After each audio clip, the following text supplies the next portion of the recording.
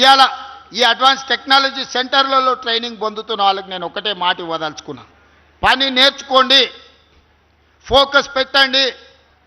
Germany, Japan, south Korea, China లాంటి దేశాలు కూడా మన ముందు మొక్కరిల్లే రోజు వస్తుంది. ఇవాళ అమెరికా ఎట్లయితే మన ముందు మొక్కరిల్లిందో, రేపు మీ సాంకేతిక నైపుణ్యంతో మీ విదేశాలలో బాగా బ్రతకాలన్న మీ కళలు సాకారం అవ్వడానికి అవకాశం ఉంది.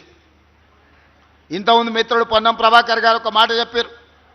గతంలో ఇందిరాగాంధీ ఉన్నప్పుడు అగ్రికల్చర్ సీలింగ్ యాక్ట్ తీసుకొచ్చి వేలాది ఎకరాలు, లక్షలాది ఎకరాలు జమీందారుల దగ్గర ఉంటే ఆ భూములు తీసుకొని పేదలకు పంచిపెట్టారు. ఆనాడు ప్రభుత్వం దగ్గర ఆస్తులు ఉన్నప్పుడు ఇండ్ల పట్టాలు ఇచ్చిండ్రు, ఇండ్లు ఇచ్చిండ్రు, వ్యవసాయానికి భూములు ఇచ్చిండ్రు. ఇవాళ ప్రభుత్వం దగ్గర పంచడానికి భూములు లేవు.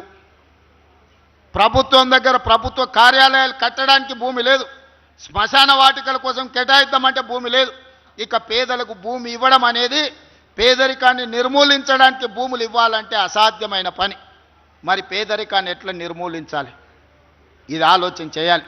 అందుకే నేను మన ఉస్మానియా యూనివర్సిటీలో చెప్పిన, చదువు ఒక్కటే పేదరికాన్ని రూపుమాపుతుంది, సమాజంలో ఉన్న అసమానతలను రూపుమాపుతుంది. ఇవాళ మీరు చదువుకొని బాగుపడి ఉద్యోగాన్ని సాధిస్తే సమాజం మిమ్మల్ని గౌరవిస్తుంది, సమాజం మిమ్మల్ని ఆహ్వానిస్తుంది, సమాజంలో, సంఘంలో మీ గుర్తింపు పెరుగుతుంది. చదువు ఒక్కటే మీ తలరాతను మారుస్తుంది. సాంకేతిక నైపుణ్యం ఒక్కటే మీ తలరాతను మారుస్తుంది. మీ తలరాతలు మారాలి అంటే అది మీ చేతుల్లోనే ఉంది. ఈ ప్రభుత్వం మీకు అవకాశాలు ఇస్తుంది. ఈ ప్రభుత్వం మీకు వసతులు ఏర్పాటు చేస్తుంది. ఈ ప్రభుత్వం ఇచ్చే అవకాశాలను వినియోగించుకోండి. తద్వారా సాంకేతిక నైపుణ్యాన్ని సాధించడమే కాదు, చదువుకోండి, గొప్పగా రాణించండి. ఇవాళ సత్య నాదేళ్ల ప్రపంచంలో గుర్తింపు తెచ్చుకున్నాడంటే చదవడం వల్లనే.